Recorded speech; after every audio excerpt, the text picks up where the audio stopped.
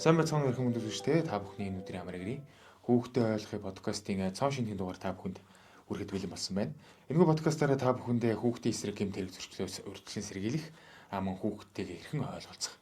Эцэг эхчүүдийн зүгээс хүүхдийн хүмүүжилт хэрхэн анхаарах талаар та бүхэнд өгүүлж ойлгуулах болно. Ингээд өнөөдрийн зочноор урьдчилан сэргийлэх албаны хүүхдийн эсрэг гэмт хэрэг зөрчлөөс урьдчилан сэргийлэх хэлтсийн дараа цагдаагийн эдийн туурандаа будцаан оролцож байна. Танд энэ өдрийн мэндийг хүргэе. Та сайхан амарч байна уу? Сайхан өвлж гэж байна уу? Сайхан амарч байна уу? Сайхан өвлж гэж байна. Үлийн бэлгэлээс хангаж байна. За өнөөдөр хоёулаа хүүхдийн эсрэг гэмт хэрэг зөрчлөөс урьдчилан сэргийлэх. За тэгээд одоогийн байдлаар юу нийгэмд хүүхдээс үйлдэлсэн болон хүүхэд хохирсон гэмт хэргийн нөхцөл байдал. За түүгээс хэрхэн урьдчилан сэргийлэх талаар эцэг их болон хүүхд рүү чиглэсэн байдлаар юу өнөөдрийн агуулга гараад подкаст ярилцаад за иргэдэд бас товч үгээ тодорхой байдлаар мэдээлэл өгöd юмна. За юун дөрөв та бас яг энэ чиглэлээр ажиллаж байгаа энэ чиглэлийн хэлтсийн дарах хүн тийм ээ. Тэгэхээр хүүхдээс үйлдэлсэн бол хүүхэд хохирсон гэмт хэргийн нөхцөл байдлын одоогийн нөхцөл байдлын талаар ер нь иргэдэд нэг товчхон мэдээлэл өгөөч. За ер нь Монгол улсад бол одоо хүүхэд хохирч байгаа гэмт хэрэг бол жилд дунджаар бол 2500-аас 2800 орчим гэмт хэрэг үйлдэгдэж байна. Үйлдэгж байгаа гэмт хэргийн одоо 80 гаруй хувийг нь дөрвөн төрлийн гэмт хэрэг л эзэлж байгаа. Замын хөдөлгөөний аюулгүй байдлын эсрэг гэмт хэрэг,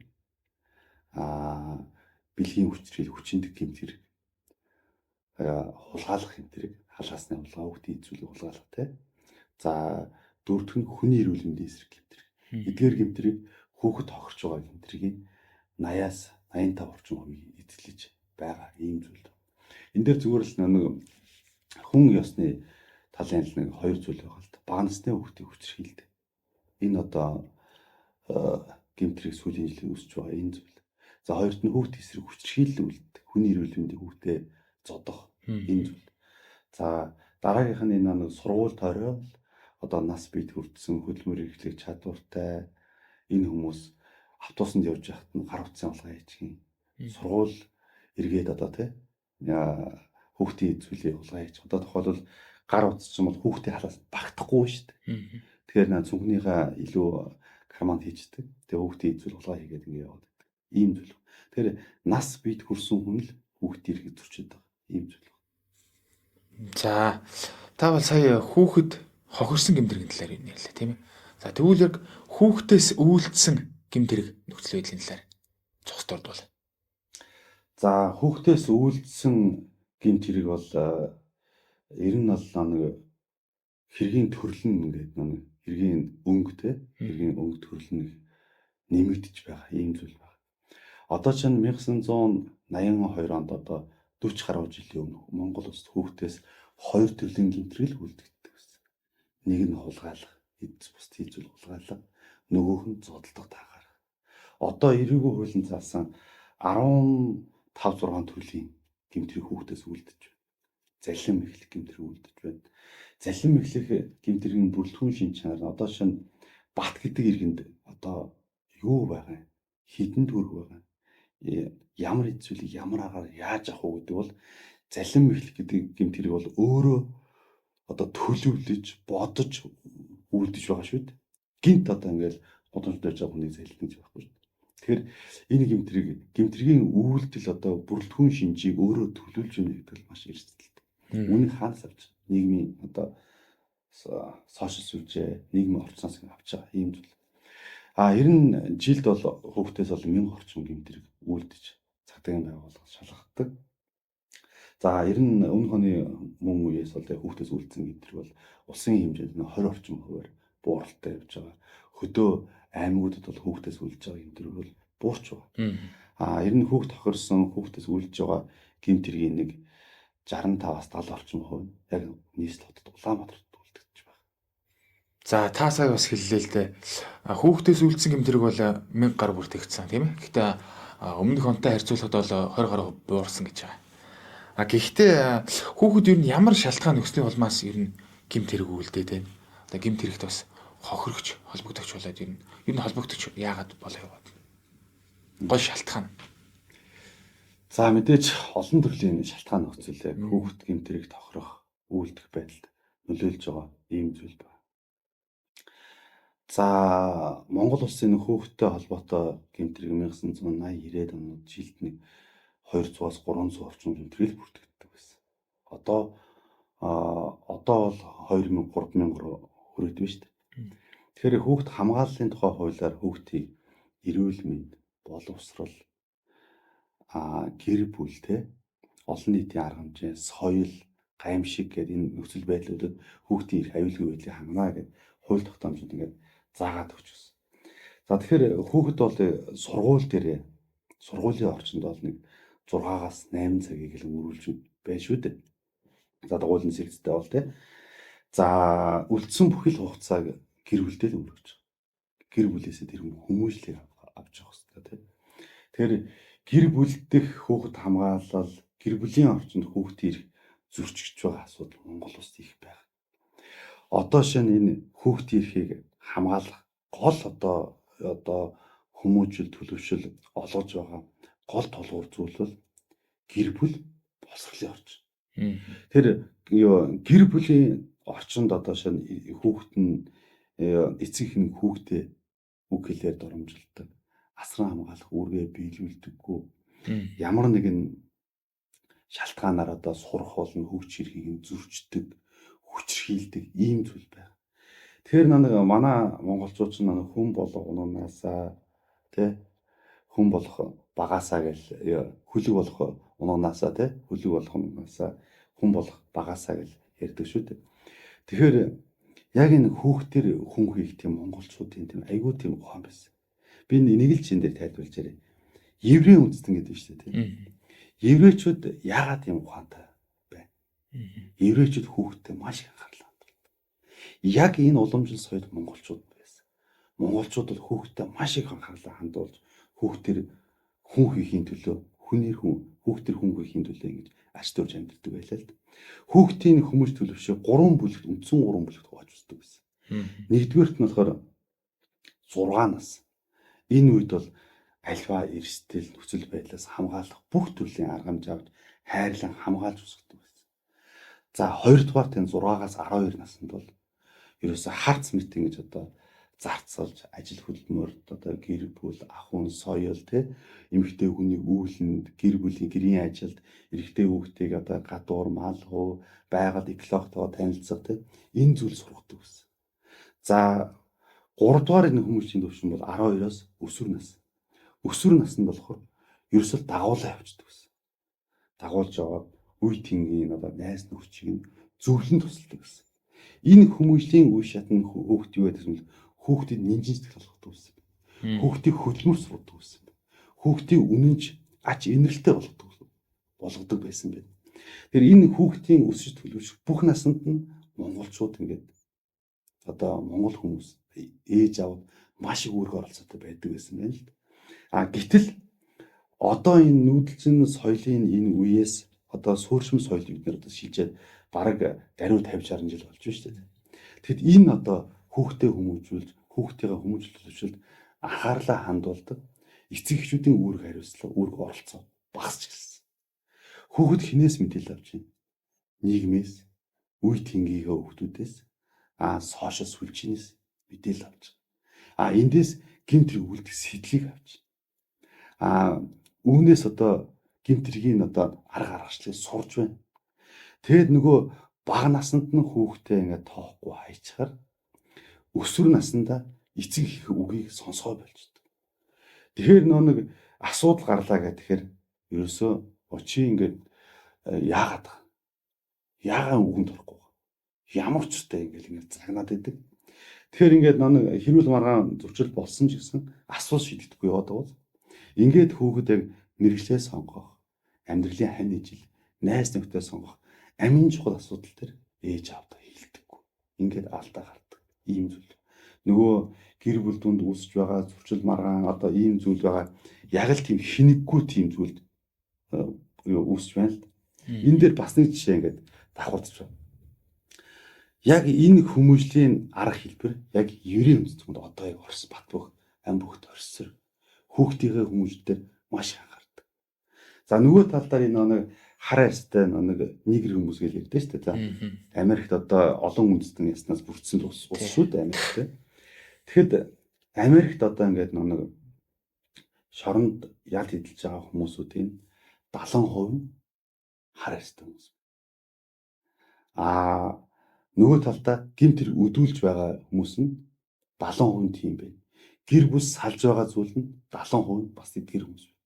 За тэгэхээр энэ дээр ингээд судалгаа авах гэр бүл гэдэг зүйлүүдийг хөнгөн тийм хариуцлагагүй те гэр бүлийн боловсрол эзэмшиг хүн бас л ээж аа болохоор тийм л хэмжээнд очиж байгаа. Тэгэхээр гэр бүл нь асуудалтай ингээд байгаад тахаар тэр хүн нэгд амжилт гаргаж чадахгүй амьдралдаа баялаг үтэж чадахгүй эх орондоо те хөлмөрлөж чадахгүй ийм хариуцлагагүй айгу олон зүйлүүд гарч байгаа. Энэ хүүхэд гэдэг бол та бидний хөөшлөл та бид Монгол улсын гэр бүлийн тухай хуулинд заахтаа гэр бүл гэдэг бол нийгмийн хангалттай үндэс нэг юм аа гэж заачсан. Гэрлэгч хосууд хамтын амьдрал зохиохдоо сайн дурын үндсэн дээр гэр бүл болно гэдэг ингээд заачсан. Тэр одоо ингээд нэг гэр бүлүүд ингээд ерөөдөө салчээ. Ингэчээ. Гэр бүл чинь тоглоом биш байхгүй. Айл гэрдэж тоглодог байсан түүх бол 70 80 онд 100 жилийн өмнө болоод ингээд хээр очиод хоньны бэлчээр хөвчүүд айл гэрдэж тоглодог байлаа шүү дээ. Одоо нийгэм ярилцсанд орж байгаа хууль тогтоомжоор бүх зүйлийг зохицуулж байгаа айл гэрдэж тоглож хүүхдийн өмнө хариуцлагагүй байсан хэрхэж болох. Тэр энэ гэр бүлээс суур хүмүүжил авч чадахгүй байгаа хүн бол төлөвшөд маш хэцүү. Тэгэхээр одоо ингээд энэ гэр бүлийн хүүхд хамгааллын хууль бол гэр бүл төвтэй хууль гэхгүй. Гэр бүлд нь хүмүүжүүлъя л гэдэг. Тэгэд эргээд ингээд бид нар ингээд хараад ирэхээр айгүй олон асуудлууд гарч байгаа юм энэ дэр. Одоо ингээд жилд ингээд Монгол улсад 17-оос 20 орчим мянган гэр бүл батлуулд юм бэ. За тэгсэн чинь 4 гэр бүл дотор нэгэнд буцаа салчд юм бэ. Нэг 4-5 мянган гэр бүл ингээд салж юм. 5 мянган гэр бүлийн ингээд шалтгаан нөхцөлийн ингээд юугаал аваад үзэхэд ерөнхийдөө нэг 3-аас 10 жилийн дотор хамтын амьдрал зохиогдсон 2-оос 3 хүүхдийн гэр бүлүүд ингээд салж байгаа. 5 мянган гэр бүл дундаас 10 мянган хүүхдүүд өмчирч үлдэж байгаа. Энэ одоо яах? Гэр бүлийг бол бат бөх байлгамаар шүү дээ. За Монгол улс ингээд гэр бүлийн бат бөх байлгахын тулд юу хийж? Үндэсний хөтөлбөр баталж байна. Мэдээлэл нөлөөллийн ажлуудыг хийж байна. Боловсрол эрүүл мэндийн үйлчилгээнүүдийг хийж байна. Гэр бүлийн хууль, хүчирхийллийн хууль, дагаж гарсан журам, хамгаалах байр, кейсийг яаж шийдвэрлэх вэ? Сэтгэл зүйн зөвлөгөө бүх төрлийн арга хэмжээг авч шүү дээ. Тэгэхээр ингээд нэг гэр бүл салаад байгаа үндсэн шалтгаан хуурам ихлэл, арх хамгийн гол шалтгаан бол гэр бүлийн таарамж барилцал. Өнөөдөр 2 хүн гудамжинд ингээд нэг зодтолдод салахад цагдаагийн байгууллага дуучрээ шалгаа шийдэж шít. Сар 2 сарын өдөр мөрдөн шалгаа ажиллагаа явагдаад шүүхээр ороод гэмбүрэг хавьд ирэх чинь. Энэ гэр бүлийн асуудлуудыг ингээд шийдээл явдаг. Сарын дараа, жилийн дараа дахиад ороод ирдэг те. Тэр гэр бүлийн кейс гэдэг л онцлог байхгүй. Хамтын амьдрал зохиож байгаа гэрлэж хосууд үр хүүхдийнхээ өмнө, нийгмийн өмнө, бие биенийхээ өмнө маш их хариуцлагатай байх хэрэгтэй. Ингэж гэр бүл орчин тогтнод харилцан бие биенээ хүндлэх хэрэгтэй. Янз бүрийн тийм рил, подкаст одоо ингээд 9 жирийн ингээд сойх үзэж байгаа. Тэгэд нүүт үзээд байхаар ингээд тэнд нэг хиймэл ойх хайлаад шүү дээ. Алгоритм яваад шүү дээ. Эмхтэй хүн ирэх амар зүрчгэж байгаа юм шиг. Яа би тест амар зүрчгчтэй байгаа юм шүү гэнэ. Үгүй шүү дээ. Энэ бол цэцгээд орж хоёрын хамтын амьдрал болохоос биш. Тэр контентнаас аваад энэ амьдралдаа наах асуудал биш байхгүй. Энд үүсэж байгаа зуршил маргааныг цэцгээд орж гэдэг хоёр гэр бүлийн хүмүүс л хоорондоо ойлголцож, бие биенээ хүндэлж, хайрлаж, хамгаалж энэ гэр бүлийг өнгөлж аль талаас нь ингэж явж иж нэгд хариуцлагатай бат бөх гэр бүл үүсэж үүнд нь зөв хүүхдийг хүмүүжүүлж чадчихаа. Ингэснээрээ тэр ачаал буянтай, боловсролтой, эрүүл те ёс суртахуун төлөвсөн ийм хүүхдийг бий болгох гэдэг. Ийм төлөвсөн хүүхд гэмт хэрэг үйлдэхгүй байх гэх магадлал маш өндөр. Самсар болгоомжгүй асуудал тохиолддог юм бол тий. Тэгэхээр энэ гэр бүлдэх хүүхд хамгаалалт гэдэг зүйлийг хуулинд оруулж өгтөө ээж аав тий гэр бүл эцэг эхчүүд үр хөвгтийнхээ өмнө л одоо зүв байхаас бүх асуудал эхэлж. Үүнийг ингээд залуу гэрүүлүүд ингээд ойлгохоо боли салчих. Ямар амархан хэлж байна. Анх нийлэгтэй их гой үг хэлж болоод яагаад хамтын амьдрал зохион одоо хурим найр ах トゥ те тэр одоо гэрлэх ёслол төр сайхан үг хэлээд энэ насан туршдаа энэ бүсгүйтэй энэ эрэгтэй хүнтэй энэ залуутай хамтын амьдрал зохиож ш те. Тэр нэг гэр бүл маань бие биенийх нь маш их хариуцлагатай байх юм шаардлагатай. За та ер нь түрүү хэллээ л дээ. Гэр бүлийн хүмүүжил бол хүүхдийн одоо хамгийн гол чухал зүйл тийм ээ. За тэгвэл ер нь энэ хүүхэдтэй харилцахдаа гэр бүлийн зүгээс эцэг эх ер нь ямар хариуцлага хүлээж, ямар өөрийг хүлээж, яг ер нь хэрхэн харилцаж, хэрхэн хүүхдийг ойлгох хэвтэй. Энэ талаар та нэг товчхон бас мэдээлэл эцэг эхчүүд төрөвл. За яг тэр нэг залуу гэр бүлүүд амьдралаа авч явах, ажил төрөл хийх гэдэг олон зүйлтэй залуучууд ачаал ихтэй байгаа. Цалин бонг, үрхийн төсөв, санхүү, ажилтай, орлого гэх зөндөө зүйлүүд байж. Ихтэй нэг завгүй өдрийн төгсгөл заавал цаг гаргаж хүүхдтэйгээ уулзараа гэдэг одоо энэ хүүхд хамгааллын сургалтанд одоо мэржлийн багш заадаг байхгүй. Тэгэхээр ээж аавууд нь хүүхдтэй худлаа ярьж. Энэ бол зүгээр л яг та уц дуурах мөчөд аав ээжгээ байхгүй гэж хэлээрэй гэдэг ойлголт биш байхгүй. Энэ хуулинд энэ ээж аавууд хүүхдээ өмнө хүлээсэн үргээл биелүүлэхгүй байна. Ингэж одоо хүмүүжил төлөвчлөлт нь харахгүй байна. Ёс суртахуунд нь харахгүй байна. Хүүхдийн сурах эрхийг нь хангаж өгөхгүй байгаа. Энэ зүйлүүд дээр ер нь жоохон тийм хинэггүй хандаад байна уу гэдэг зүйл харагдаж байна. Манай энэ уул нэг гайгүй хөвгт байсан. Одоо л болохоо болчиход байгаа гэдэг зүйл баггүй. Энэ ингээд нэг тэгсэн тэгээгүй энэ хөвгт таныг л дүүр. Та ямар байна? Та буудан дээр удирдлага өрөө хөвтөж болно. Магадгүй 2 жилийн дараа тэр хөвгт яг л тийм л бол. Та аавыг нь одоо шатэ ээж та аавыг ингээд доромжлол хэвээр арчаагүй, амираагүй доромжлол аавыгаа хүндлэхээ болж. Хинээс тэр хүн хүмүүжил авах хэрэгтэй. Ээжийг нь ингээд янз бүр үгээр хийтэл. Тэгэхэд ээжигээ хүндлэхгүй байгаа хүн бусад хүнийг хайрлах тийм нинжин сэтгэл тэр хүүхдэд суух болов те. Тэгэхээр энэ нинжин сэтгэл энэ зүйлийг монголчууд бүр ингээд багаас нь суулгаж өгдөг гэсэн үг байхгүй. Одоо ингээд намар болохоор монголчууд ингээд бой хийнгээл идшээ хийдэг шүү дээ. Одоо хөдөө малчаал бүгд л тэгж байгаа. Тэгээд улаа бүү зүйлийг заадаг гэсэн үг байхгүй хүүхдүүд. Яг юм одоо тэр цус нүжийг ингээ харуулахгүй шүү дээ тий. Тэгж хүртэл нинжин сэтгэлийг нэг хамгаалдаг байсан арт том байхгүй. Тэгэхээр одоо ингээд YouTube-ээс янз бүрийн сошиал сүлжээнээс янз бүрийн аллаа хүч шийдэл янз бүрийн зүйлийг үзэж байна шүү дээ. Энэ хүүхдээс хүнийг алах гэмтрийг Монгол улсад үлддэггүй байсан шүү дээ. 1997 оноос эхлээд хүүхэд насан турсан хүнийг юм уу, бүлэглэн юм уу, ахуйн хүрээнд амь насыг нь хохирох гэмтэр үлдэгдэж ирсэн. Энэ бол цэвэр ёс суртахуунтай холбоотой. Энэ хүүхдэд нинжин сэтгэл хүмүүжил төлөвшлийг олгож чадахгүй байгаатай холбоотой гэр бүлтэй. Энд нөгөө талтай нийгмийн энэ орчноос хүүхэд энэ гэмтэр үлдэх сэтлийг аваад ин шүү дээ. Тэгэхээр бид ингээд нэг хүүхдээ хүмүүжүүлэх тал дээр маш их наалдаж, маш их ойр байж л хүмүүжүүлнэ. Одоо ингэдэж шүү дээ. Нэг хүүхдийг хүмүүжүүлэхэд тэр гудамж, тэр сахалт хэлэн бүх хүн оролцдог л гэдэг. Энэ монголчуудын философи байсан. Бүгдээрээ л хүүхдийн зөв байхыг те. Хөөш хүүхдийн хараалал битий хэл. Хөөш хүүхдийн битий инг те. Тэгээ энэ зүйлийг ингээд бүр ингээд зан заншлаа зогсуулдаг байсан юм одоо ингээд нийгмийн харилцаа зохицуулж болохгүй болохоор хүүхд хамгааллын хуулинд оруулж өгсөн. Зөрчлийн хуулиас оруулж өгсөн. Хүүхдийн дэргэд архитан цогтурахгүй байх гэдэг зүйлийг зөрчлийн хуулинд бас оруулж өгсөн. Одоо ийм зөрчил Монгол улсад жилд 3-400-аараа бүртгэгдэн шалгагдаж байна. Найз нөхдөд гэртээ уриал арх цогтуурлахундаа хорц зуршил хэрэглээл байна. За миний хүү өрөөндөө ороо гэж хажуугаар харж л байгаа шүү. Тэр хүүхдийнхээ өмнө нэг зүв байна гэдэг бол асар их үүрэг хариуцлага юм ухаан юм байна. Нөгөө нэг хүүхдтэй улаа үзүүлдэг монголчууд айдж байгаа гэдэг шиг тийм ээ. Тий. Одоо хүүхдтэй одоо аль болох сайн хүсч явах ёстой ус чинь нөгөө хүүхдийн дэргэд архитаар сэргэлээд ингээд хүүхдтэй бас ёс бус зүйлүүд харуулад ингэ яваад байна гэдэг бол бас л учир дутагдaltaй л зүйл л дээ тийм ээ. тий. Тэн дээр нөгөө талдаа ингэж ээж аав донд хүүхдээ ингээд харьцуулах гэдэг. Чи доржийн хүүхдийг хартаа гайхалтай ш. Энэ математикта үнэхээр мундаг юм шүү.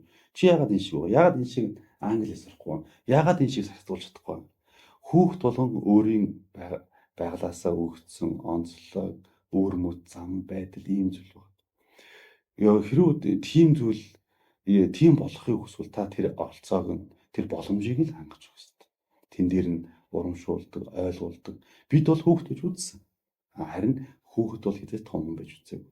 Тэр хүн танин мэтгэд дундаа явж байгаа. Тийм болохоор тэн дээр нэг тийм одоо цүнх дүүрэн дэвтэр аваад өгчлөө гэд хүмүүжил, төлөвшил, боловсрал энтрийг нь даатгаад сургуульд даатгаа хайж болохгүй л та үргэлж хажууд нь байж үлгэрлэж зүү үйлдэл гаргаж явах юм бол тэр хүүхд хамгийн наазтай амиа хичээл бил. Найз нөхдөд энэ чинь нийгмийн амьтан шүү дээ. Бүх зүйл дээр ингээд оролцоод авчиж жаал ингээд одоо ийм зүйл гарч ш таахан соёлоос харж л байгаа. Ээжээ намаа ингээд ангийн хүүхд инглээ гэж балаар хатгаа хичээл хийлэхгүй байна гэж ингээд хийсэн чинь давчиж жаал нөгөө хүүхдийг ангидаа шал зодоол ингээд янз бүр болоод ингээд юу аргамж авагдлаа шүү дээ. Хүүхдийн оролцоо гэж юм байдаг. Нийгмийн харилцаанд ороод нөгөө найзтайгаа ойлголцох гэж яхад нь нөгөө ээжинд давчичаад аавд давчичаад нөгөө хүүхдийг зоддог. Үгэлээр доромжилдог. Одоо бүр урдаа ингээд сүгдөөж ингээд суулгаж байгаа. Уучлахгүй миний хүүхдээс. Тэгэхгүй цагдаад өгнө. Нөгөө хүүхд ингээд нэг гайхаад гаш би нэрээ буруутай бийчлөө. Яал уулна нэг балаар л хатгсан шүү дээ. Нэг юм л гуйсан шүү дээ уулна. Тэгээ яалч нөгөө хүн тэгээд хараа өмнө сүгдүүдийг уучлах гуйсан баг. Тэгээд яангуудаа аргал асуудлаа шийдсэн юм шиг те. За тэгээ босоод ирэнгүүт нь нөгөө хүүхдийг чи дахиад ингүүл тэгин шүүгээ одоо ингэ шүүгээ дарамтлал нөгөө хүүхдээ алгадаал өшгөлөөл зодч явж. Тэр хүн хүүхдийг зүрчиж байгаа тийм үү?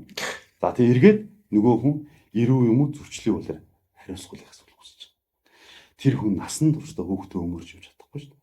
Тэгэхээр энэ хүүхдэд үүсэж байгаа жижиг зүрчлийг өөрөөр нь шийдвэрлэж чадах хэрэгтэй. Энд жил нийгэмд нэг бие хүн болох төлөвшлөг нийгмийн харилцаанд оролцох зүйл нь энэ дээр явж байгаа юм л да. За та сая бол эцэгхийн оролцооны талаар юу ярьлаа тийм ээ. Тэгвэл төрийн болон төрийн бус байгууллагуудаас энэ хүүхдтэй холбоотой асуудал дээр хэрхэн оролцдог талаар бас иргэдэд мэдээлэл өргөл. За төрийн болон төрийн бус байгууллагууд хүүхд хамгаалалд бол маш өөр оролцоод. Одоо энэ хүүхд хамгааллын хууль тогтоомжоор төрийн байгууллага албан тушаалтан аж ахуйн нэгж хүн бүр хүүхдийн үр хүлээхээр хуульчилсан. За ингээд нэг хүүхдийн ирэх оролцоо гэхээр за эрүүл мэндийн орчинд нэгээд нэг даатгал эмчилгээ хүчний асуудал шийдвэрлэлээ боллоо. За боловсролын орчинд сургууль барьчлаа. Багш нарын цалинжуулж байна боллоо. Тэр нэг ирэх оролцооны асуудал нь ингээд жоохон орхитоод байх шиг анзаардаг. Харин үүнийг нөхж байгаа газар бол төрийн болон төрийн бус байгууллага засаг дарга яам агентлаг за мөн төрийн бус байгууллага тодорхой төсөл хөтөлбөр хэрэгжүүлдэг. Тухайлбал хүүхдийн хүчирхийлэл, хүүхдийн эрхийн асуудал, хорт зуршлын асуудал ийм сургалт нөлөөллийн ажлууд ингээд хийгээд явдаг ийм зүйл байдаг. За бид ингээд нийгмийн нийгмийн ухааны хичээлийн судалгаатун хичээлд хүүхдийгээд гэмтрээ сурсан зэрэг өөрийнхөө аюулгүй байдлыг хангах сургалтын модулыг одоо хичээлийн хөтөлбөрт судалгаатун хичээл байдлаар ингээд оруулаад өгөөд явж байгаа.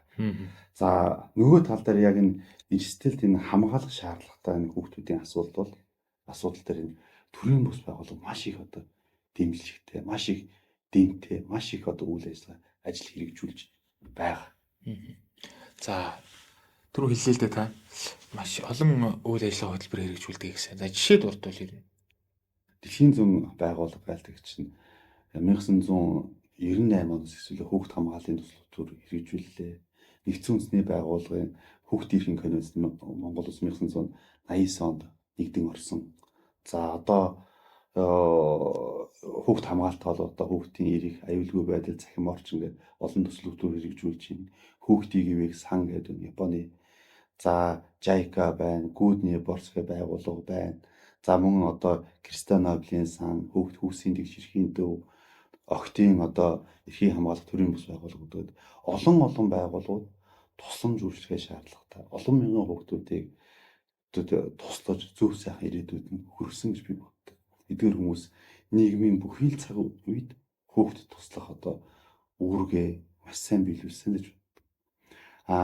Одоо энэ дээр энэ байгууллага албагүй. Харин энэ хүмүүс дандаа нийгмийн нэг төсөл хэрэгжүүлж явж шүү дээ. Харин эдгээр хүмүүсүүдийн ажлыг ингээд ойлгож, дэмжиж тусалж байгаа хэрэгтэй. За подкаст ихэнх хэсэгт та үзэгчд бас хэлсэн шүү дээ.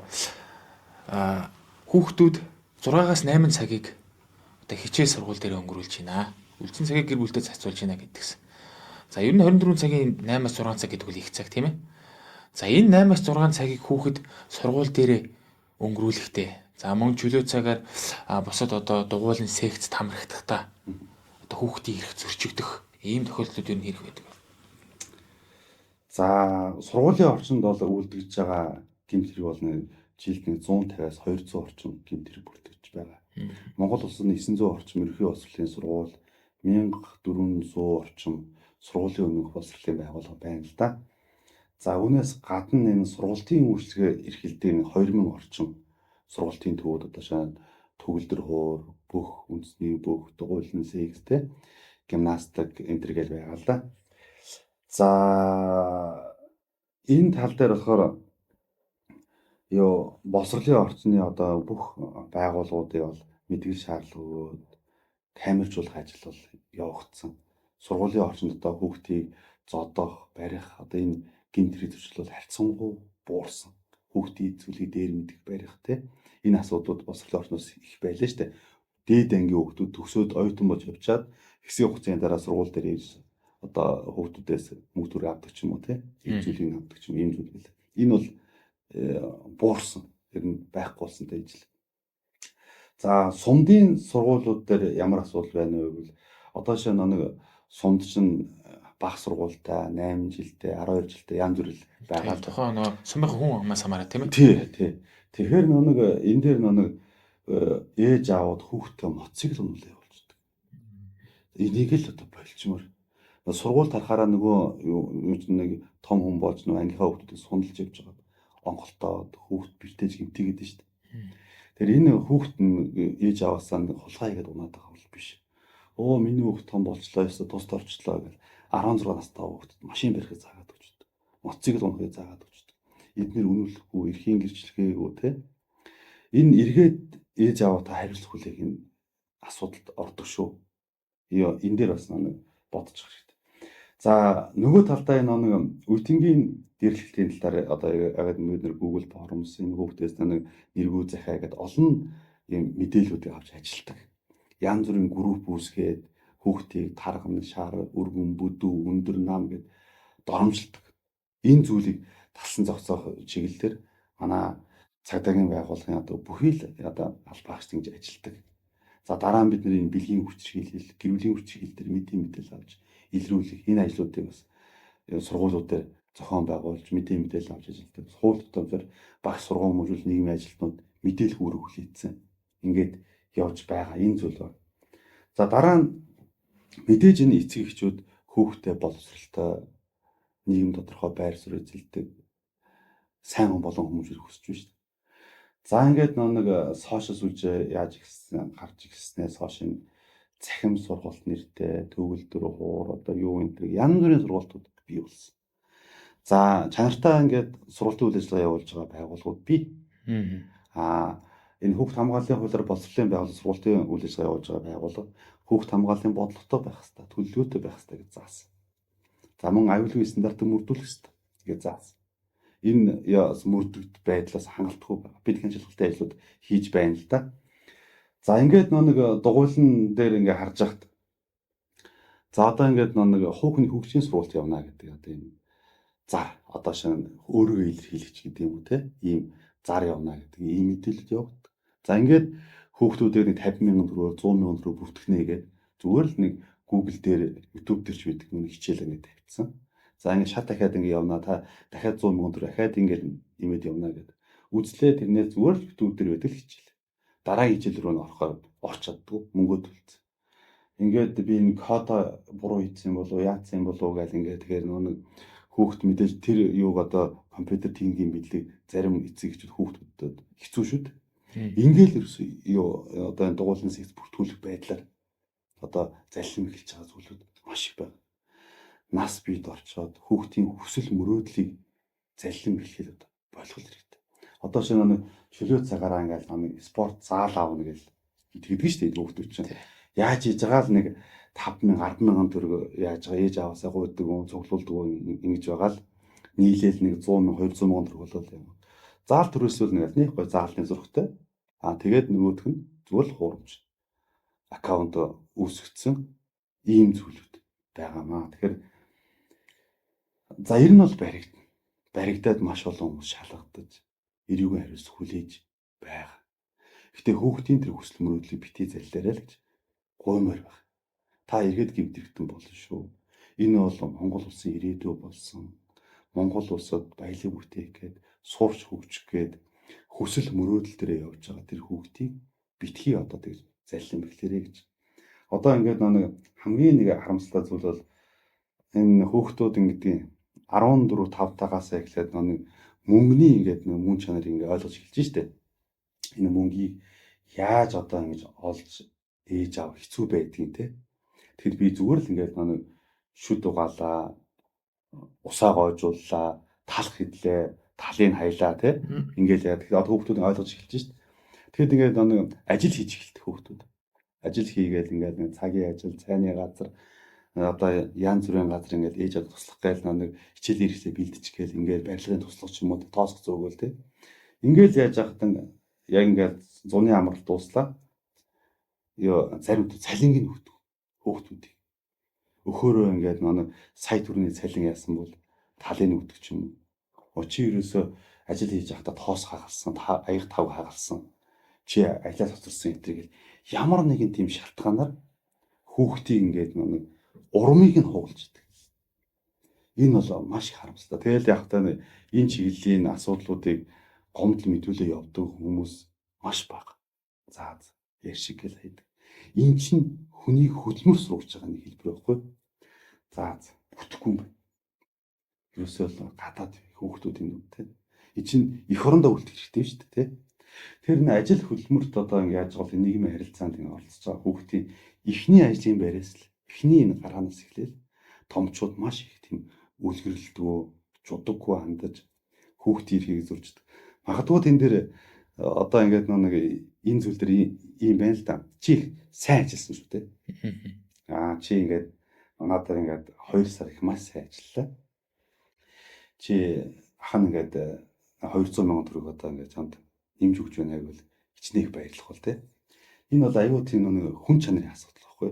Энэ дээр л одоо нас бий төрсэн хүмүүс аюу тийм бодмоор л болох. Хүүхдүүд ингээд нэг хөдөлмөр сургууль гээл одоо амьдралын гараагаа эхлэх гээл ээж авдаа туслах гээл мэдээж нэг бал харандаа ч юм уу нэг хичээл ороход нэг шинэ гутал пүүз авчих гээл ингэж байгаа шүү дээ тий. Тэгэхээр энэ нэг ажил хөдөлмөр эхлүүлж байгаа хүн болгоно энэ хэний ч хүүхд гэж магадгүй. Гэхдээ энэ хүүхд бол таны хүүхдтэй нэг л нийгэмд өсөж төрнө. Энэ бол Монгол улсын ирээдүй. Аливаа улс хүн болгоно энэ аливаа улсын төрийн бодлого хүүхдийнхээ эрх аюулгүй байдлыг одоо ингэж эрхэн дээд тавьж хамгаалах бүх талын ажлуудыг хийдэг. Энэ бол нэг одоо хувнаас гарч одоо боломжгүй л их хүн чанаргүй асуудал л да. За өнөөдрийн подкастын хүрээнд за та төгсгөл хэсэгт үзэгч эцэг их за магадгүй энэ подкастыг бас хүүхдүүд сонсч иж магадгүй тийм ээ. Эцэг их болон хүүхдүүд хандаж одоо өөрийн зүгээс цагдаагийн дэд хурандаа хүний зүгээс мөн эцэг хүний зүгээс хандаж үг хэлвэл. За баярлалаа. Тэгээд хэрэн ингээд нэг бид ингээд нас бий ингээд ахин л та хүүхдээсээ ажил буйн хийх хүүхдийнхээ гарт очих ч гэдэм үү те. Ингээд амьдрал чинь баялаг болохоор те. Тэгэхээр хүүхдээ зөв сайн хүн болон хүмүүжүүлэхийн төлөө хүн болгон хүүхдийн өмнө зүв байгаасаа л гэж үздэг. Автобусанд ингээд нэг шахацлтаанд ингээд явж байгаа зарим хүүхдүүд утсаа унагчдаг. Олоод өгчөж байгаарай. Хүүхдний тусламж ухтанд тусалцдаг байгаарай. Хүүхдэд ингээд нэг энэ тэнд та үг хэлэх бол урмын үг хэлцдэг байгаарай. Гэр бүлд одоо шинэ хүүхдээ зөв байлгахын тулд хүүхдэд анхаарлаа хандуулцдаг байгаарай гэдгэл ийм л зүйл. Энэ бол нийгмийн соёл. Энэ хүн болгоны хүүхдийн төлөө анхаарал хандуулаад эхлэвэл энэ хүүхдүүд чинь маш их сүүлийн үед ухаалаг болж маш их одоо тийм зүйлийг нас бий төрсэн хүмүүсээс хүлээж байдаг шүү гэдэг. Ийм зүйл байна. Тэгээд одоо Монгол улсад нэг сая 300 орчим мянган хүүхэд байна. Энэ бол Монгол улсын ирээдүй. За 2 сая хүүхд залуучууд нийлээд 2 сая гаруй ийм хүмүүс одоо нийгмийн харилцаа ингээд авч явдаг ийм зүйл байдаг. Тэгэхээр монголчуудын наслууд харьцангуй залуус хүн болгоно хүүхдийн өмнө одоо хүлээсэн үргээ биелүүлээрэй л гэж хэлмээр байна. За маш их баярлалаа. Урилгын маань хүлээж авч энэхүү подкастт оролцсон танд баярлалаа. Таны цаашдын ажил болон амьдрал тань сайн сайхан бүхнийг хүсье өрөөё. За баярлалаа. Баярлалаа үзэгчдээ, та бүхэнд Хүүхдээ ойлгохын подкастын эхний дугаар хүрлээ. Та бүхэн subscribe дарж, share хийж түгээгээрэй. Дараагийн дугаар уулзцаая.